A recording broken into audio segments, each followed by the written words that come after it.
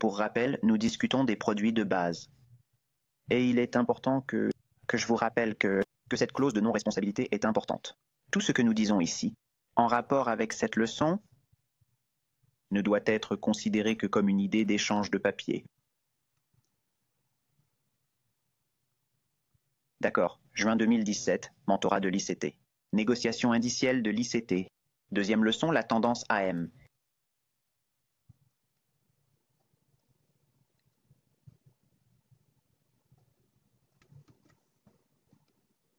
D'accord, la tendance AM. Évidemment, lorsque nous parlons de la tendance AM, nous avons toujours à l'esprit, en tête de nos préoccupations, la traditionnelle séance de nuit, ce que l'on appelait la séance de Londres. Et la séance matinale de New York est définie de 9h30 à midi, heure de New York. À midi, heure de New York. Il s'agit du véritable cours le plus haut ou le plus bas de la journée. Auront tendance à se former entre 9h30 et 10h30, heure de New York, et 10h30, heure de New York. Entre l'ouverture à 9h30 et midi, heure de New York, il y a généralement une tendance ou un mouvement de prix quotidien. C'est ce que l'on appelle la tendance du matin ou l'oscillation du matin. La tendance du matin peut être une continuation de la direction prise pendant la nuit ou un renversement pur et simple de la direction dès l'ouverture à 9h30. Il est nécessaire d'étudier de nombreux jours de l'action intrajournalière des prix pour apprendre à quel point cette matinale est cohérente. La tendance du matin peut se terminer à 10h30 ou 11h. À 11h, mais on s'attend à ce qu'elle se poursuive jusqu'à midi, heure du déjeuner à New York. Pour l'heure du déjeuner à New York.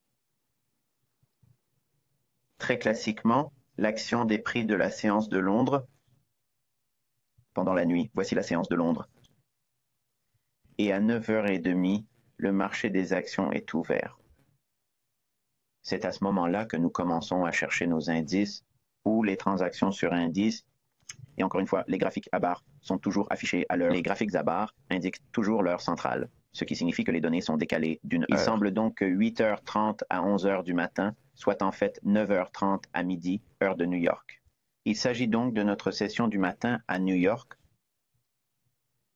Et la tendance du matin commence à 9h30 ou à 8h30 du matin, comme le montrent les diagrammes à barres et les diagrammes en pointillés. Et la tendance du matin se termine à midi ou 11h. Centrale, comme l'indiquent les données de l'histogramme.com. Comme vous pouvez le voir ici, pendant la session de New York, le prix se négocie à la hausse dans un bloc d'ordre baissier, ce qui vous donne la fluctuation des prix pour la tendance du matin. La tendance du matin.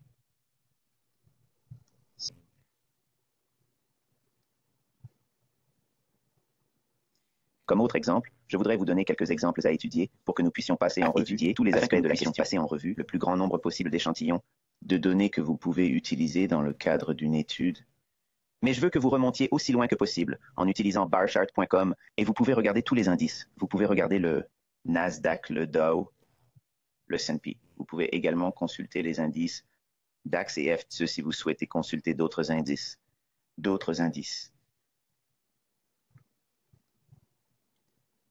La séance de Londres se poursuit cette nuit.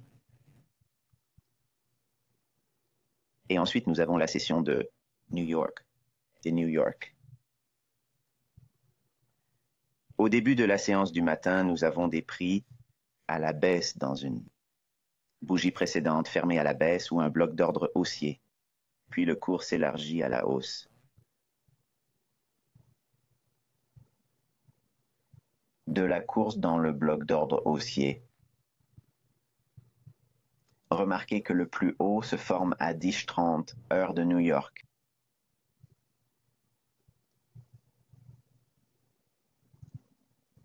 Un autre exemple ici, la session de nuit de Londres. Et nous avons la séance du matin de session du matin à New York. Et le prix descend dans les anneaux qui ont été créés pendant la session de Londres et il comble un écart de juste valeur. Seules les mèches sont montrées ici. Nous aimons voir des corps. Les corps doivent se croiser. C'est un échange efficace donc. Nous voyons deux mèches ici. La bougie descend et s'enfonce dans la mèche pendant la séance du matin à New York. Rebelle, elle reprend son prix à la hausse et s'échappe d'un ordre haussier. plus tard dans la session de New York AM, créant la tendance AM2.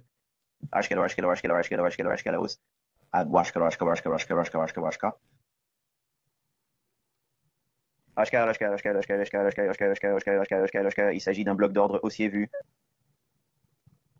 Un autre exemple ici, nous avons la session de Londres et nous avons la séance de New York AM.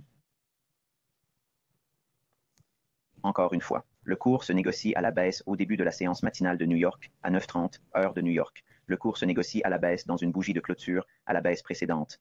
Bloc d'ordre haussier vu ici et le prix se négocie à partir de l'once 23,52 jusqu'à presque les 23,68, mais se négocie à 23,67. Grand chiffre.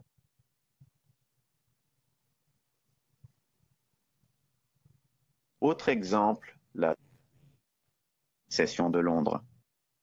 Nous allons maintenant examiner les contrats à terme du Dow E-mini. Donc, en guise de contraste, nous voyons la séance de Londres, la séance de New York, et remarquez que nous avons ici des prix négociés à Londres. Nous négocions jusqu'à la baisse et jusqu'au niveau des stops, juste ici. Au début de la séance de New York AM, nous pouvons anticiper cette expansion sur la base du flux d'ordres institutionnels et du fait que pendant la séance de Londres, nous avons eu un breaker. Ces deux dernières bougies de fermeture pendant la session de Londres, c'est le catalyseur de la vente. Ils vont donc chercher à réduire ou à supprimer cette exposition en suivant cette voie. Et il se trouve que c'est de la séance matinale de New York ou de l'ouverture des marchés boursiers à 9h30. Ce mouvement d'expansion, qui est en fait un précurseur en regardant la session de Londres, s'est terminé sur les niveaux les plus bas. Nous allons maintenant comparer le Nasdaq, mini du Nasdaq. Encore une fois, nous regardons la séance de Londres, puis la séance matinale de New York. D'accord, et nous voyons que les actions de New York ouvrent à 9h30. Les actions new-yorkaises ouvrent à 9h30 ou 8h30, heure centrale, sur barchart.com. Nous avons un prix qui sort d'un précédent plus bas, au costume de tortue. Et maintenant, nous allons regarder l'indice S&P. Entre 5h et 9h30, heure de New York, il convient de comparer les plus hauts et les plus bas relatifs. Lorsque le flux d'ordres institutionnels est haussier, cela signifie qu'il faut comparer les plus bas relatifs des trois indices. Un indice ne parvient pas à confirmer un creux inférieur, c'est généralement ce que l'on observe ou ce que l'on s'attendait à observer dans les trois indices. Donc, comme les trois indices se négocient à la baisse alors qu'ils sont haussiers, l'un d'entre eux ne parviendra pas à confirmer un plus bas. Lorsque cela se produit, c'est la confirmation haussière de la tendance du matin. C'est ce que l'on voit ici, où le graphique du haut est celui des contrats à terme Nasdaq. E-mini Futures, un cadre temporel de 10 minutes, et de 5h du matin à 9h30, heure d'ouverture des marchés boursiers, soit de 4h à 8h30, le Nasdaq atteint un plus bas juste au début de la séance du matin à New York. Mais le Dow, qui est le graphique du milieu, à partir de 4h du matin, heure centrale à 8h30, heure centrale, ou 5h, heure de New York. 5h, heure de New York, à 9h30. Les actions s'ouvrent, ce qui crée un creux plus élevé à 4h du matin, heure centrale, jusqu'à 8h30, heure centrale, ou de 5h à 9h30, heure de New York, à l'ouverture des marchés boursiers, le S&P Mini Future atteint un plus bas plus élevé. En regardant ces trois indices, vous pouvez voir qu'il y a une accumulation massive sous les contrats à terme du Dow Jones et sur le S&P 500, tandis que le secteur technologique s'est redressé à la suite de cette divergence. Dans l'ensemble, tous les indices ont progressé au fur et à mesure que la configuration d'accumulation se produit dans l'action des prix, de sorte que le SMT de l'indice nous confirme qu'il se passe quelque chose de haussier dans les coulisses. Et nous avons utilisé certains des précurseurs dans le flux d'ordre institutionnel et les points de référence dans les diapositives précédentes. pour définir ce que ces catalyseurs ont été respectivement pour le Nasdaq, le Dow et les contrats à terme S&P et Mini. Lorsque le flux d'ordres institutionnels est baissier, nous comparons des sommets comparables entre 5 heures du matin, heure de New York, et 9h30, heure d'ouverture des marchés boursiers. Un indice ne parviendra pas de confirmer un sommet plus élevé que ce qui est normalement attendu, alors qu'ils progressent tous en tandem. L'un d'entre eux n'y parviendra pas si le flux d'ordre institutionnel est baissier, et en comparant les sommets atteints entre 5 heures du matin et l'ouverture des marchés boursiers à New York à 9h30, on constate qu'il y a 4 ans et demi d'écart entre les sommets atteints et les sommets atteints. Ce n'est pas toujours le cas ici, où à 5 heures du matin, il y a un creux spécifique, puis un creux plus bas, ou un échec à 9h30 du matin. Un plus bas à, par exemple, 5 heures du matin.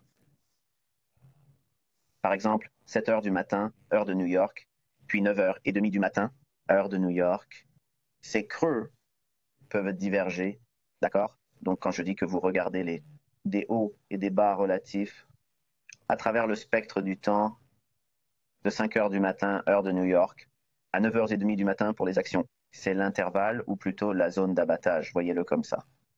Entre 5 heures du matin et 9h30, c'est 4h30 de temps où vous êtes constamment lorsque l'action des prix est haussière sur l'échelle de temps quotidienne la plus élevée. Si nous nous attendons à ce que cette transaction soit plus élevée sur la base du flux d'ordre institutionnel et que nous descendons à une base de 4 heures et 1 heure, nous recherchons une hausse du PDA comme nous l'avons fait pour toutes les autres classes d'actifs jusqu'à présent. Lorsque nous recherchons ces preuves pour soutenir la hausse ou la baisse des prix, le filtre est lorsque le flux d'ordre institutionnel, le flux est haussier. De même, les creux. D'accord. Quand le prix est globalement haussier, nous allons chercher à ce que le prix n'atteigne pas un plus bas quand il retrace. Nous verrons cette empreinte de l'argent intelligent par le biais de l'indice SMT parce que l'avidité et la taille de leurs ordres et de leurs achats créeront toujours ce modèle. Elle sera là. Les opportunités de trading significatives auront toujours cette marque de fabrique. Et quand le flux d'ordres institutionnels est baissier, nous allons chercher des sommets comparables entre 5 heures et 9h30 du matin. L'ouverture à 9h30 du matin pour les actions, puis à 8h30, il peut s'agir d'un sommet ou d'un creux comparable. Il ne faut donc pas croire que c'est exactement à 5 heures et à 9h30. D'accord? Ne pensez pas que ce sont des poteaux de but et que cela les définit comme des limites. Et il ne crée pas spécifiquement ces hauts et ces bas. Il peut, comme le montre le présent document, mais entre 5 heures du matin, heure de New York, et 9h30, heure de New York. Vous allez rechercher les creux et les sommets relatifs et les comparer. C'est pourquoi il est important d'examiner un échantillon de grande taille, car vous verrez comment cela vous montrera cette fissure dans la corrélation là où les indices devraient évoluer en tandem. À mesure qu'ils baissent, les trois indices devraient évoluer de concert. Mais lorsque la tendance est haussière, l'un d'entre eux n'y parvient pas. Et nous ne faisons qu'appliquer des théories du doute, mais le timing en termes relatifs, selon que le flux d'ordres institutionnels est haussier ou baissier, et de mettre entre parenthèses une fenêtre temporelle spécifique qui est, encore une fois, de 5 heures du matin à 9h30. Or, à 5 heures du matin, le flux d'ordre institutionnel est haussier ou baissier. Pourquoi regarder le début de 5 heures du matin? Parce que les traders londoniens vont prendre leur déjeuner à ce moment-là et qu'ils reviendront à un moment donné. Qui sait, il pourrait être 5h30, 6 heures du matin, heure de New York. Alors, nous commençons donc à attendre cette accumulation d'ordres en provenance du Royaume-Uni, des traders européens qui veulent négocier les indices sur le continent nord-américain, Nasdaq, Dow et même les contrats à terme. Ils vont donc continuer à négocier, il leur reste encore du temps pour leur journée de négociation et ils ont besoin de la journée. Et ils seront à l'affût d'opportunités pour injecter de l'argent. D'importants flux vont donc se mettre en place. Et cette corrélation de craquage, lorsque le marché ne va pas vraiment baisser, vous pouvez anticiper, par exemple, si vous négociez le Nasdaq comme votre l'indice cup of tea, vous pourriez regarder ce jour particulier et voir l'accumulation massive au plus bas du Dow et du S&P 500. Vous savez donc avec une grande confiance que le Nasdaq se situe sous le plancher de 5 heures du matin. C'est une course d'arrêt et rapidement que nous reprenons le prix et demandons à ce que les contrats à terme soient plus élevés. Une fois que le niveau le plus bas a été atteint à partir de 5 heures du matin, les autres indices de négociation, nous devons prendre en compte les flux d'ordres institutionnels et les points de référence et de d'expansion. Ainsi, lorsque l'indice est cassé, il n'y a pas d'effet de levier. Comme indiqué dans cet exemple, si on s'attend à ce que le prix augmente, nous voyons la divergence ou l'échec de la baisse sur le Dow et le S&P 500. Ces idées, vous commencez à chercher des mouvements d'expansion. Ce que je fais, c'est que je cherche des occasions de négocier en achetant sur un stop. Vous pouvez donc acheter sur un stop ou attendre que le prix franchisse à la hausse un ancien sommet. Et si cela se produit, nous pouvons également anticiper la rupture au-dessus des bougies fermées à la baisse qui deviendraient par la suite des blocs d'ordre haussiers. Nous pouvons donc être en avance sur la courbe en achetant sur un stop sur une bougie fermée à la baisse. Quel que soit le sommet, notre action d'achat sera placée au-dessus et ce sera notre outil d'entrée ou technique d'entrée. Sinon, indice qui se négocie en dessous d'un ancien plus bas et qui contrecarre la tendance générale, deux d'entre eux divergent ou montent tandis que l'autre descend. Votre regard devrait se porter sur celui qui fait un plus bas et l'identifier comme une soupe de tortue. C'est un run sur les stops, acheté en dessous de l'ancien plus bas. Vous utilisez donc deux types de cadres pour trader les indices. Vous pouvez acheter sur un stop, acheter la force au acheter en cas de faiblesse sous un ancien plancher et profiter de la liquidité du côté des vendeurs en jumelant votre entrée à cet endroit. L'un ou l'autre. Il n'y a rien, il n'y a pas un avantage sur l'autre. Ils vont tous les trois bouger en tandem une fois que la configuration est en place, comme expliqué ici.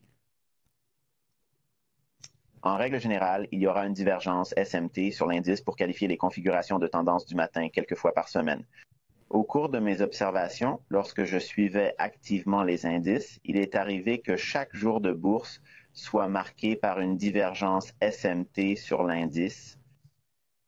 Cela n'équivaut pas à une grande opportunité à faible risque, mais si l'on cherche bien et que l'on scrute bien, on trouvera une faille dans la corrélation et il se produira alors une sorte de petit mouvement.